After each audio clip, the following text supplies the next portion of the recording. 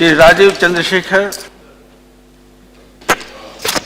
Sir, thank you, sir, for giving me this opportunity to rise in support of the motion of thanks to the President's address.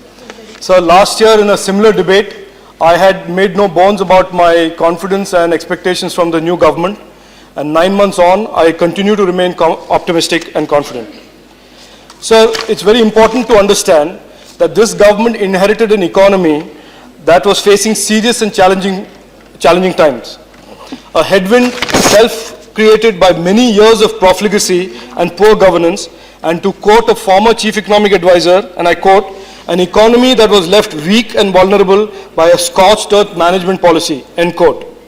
Sir, this had left a fiscal situation with the government having no headroom to invest or spend, and years of scams and corruption had left even the bravest of investors running for the exit doors.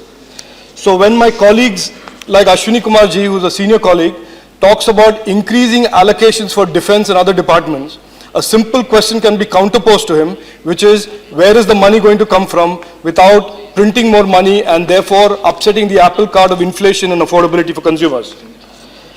Sir, after almost a decade of lost opportunities, I believe, sir, India seems to be on the move again. And at the risk of sounding hyperbolic, the long-delayed process of reshaping India's economy and governance is afoot. Let me quote, sir, what the World Bank says.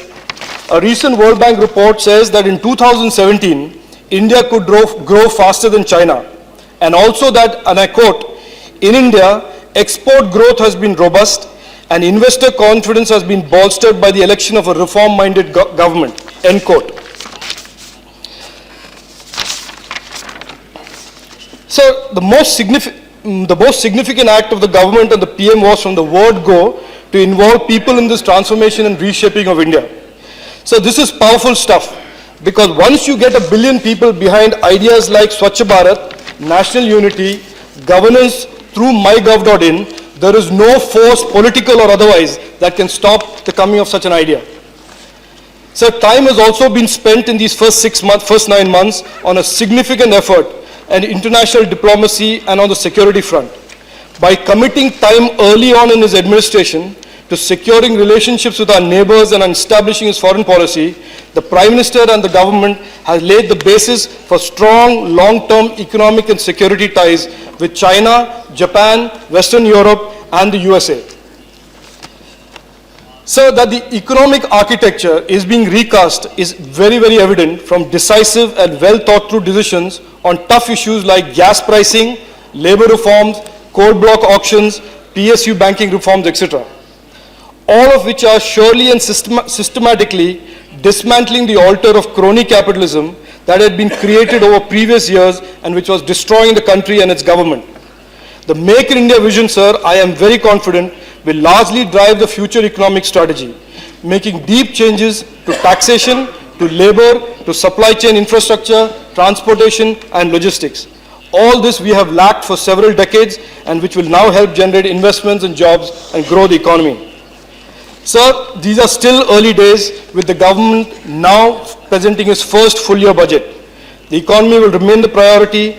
Deep structural reforms are still required to push the economy towards reforming, bringing in more efficiency and competition, replacing crony capitalists as citizens as the beneficiary of government policy, boosting investments and creating jobs. So there was some discussion that again my senior colleague Ashwini Kumar had mentioned about urbanization. As you know, sir, this government has launched a smart cities program which is going to replace 40,000 crores and a JNNURM program which has still not created for us a world-class city in this country. So the big game changer, sir, is the government's move towards permanently re-architecting the center-state relation. The 14th Finance Commission is a huge step to make cooperative federalism an economic reality, not just a reality in terms of semantics, but an economic reality. States and urban local bodies can increasingly look to shaping their economic destiny and the economic destiny of their people without the historic begging bowl approach to Delhi. Mark my words, sir, this will permanently change the way states grow and progress. For the first time since independence, states will become responsible for their people's fates and prosperities. No more blaming of the center, no more debt write-offs, no more debt write-offs for DISCOMs and other electricity bodies that have been running inefficiently so far. State governments will now be responsible for their legacy debts and their future investments. This will also, in my opinion, sir, lead to the eventual dismantling of hundreds of central schemes and the one-shoe-fits-all model, to each state investing in programs and infrastructure suited to their citizens and their populations. Sir, let me end by saying the following, and this has been echoed by many members and including the President, sir. The current alignment of external factors along with this unprecedented mandate points to an unprecedented opportunity. Budget 2015, sir, will set the course on delivering on the goodwill of all those who voted in 2014 for change and growth. Sir, before ending, I want to again remind the Prime Minister and the government about the long-standing promise of one rank, one pension. I hope the Defence Minister will announce that soon. I end by saying this, sir. Reshaping India after years of corruption, neglect, and easy yet expensive political populism isn't a task for the faint-hearted, nor is it an easy one. There will be expected opposition from vested interests and status quo politics. But we have embarked on this, sir, I have no doubt. To quote John F. Kennedy, and I quote, "The problems of this world cannot be possibly solved by skeptics or cynics whose horizons are limited by obvious realities. We need men who can dream of things that never were." End quote, sir. Thank you. Jai Hind.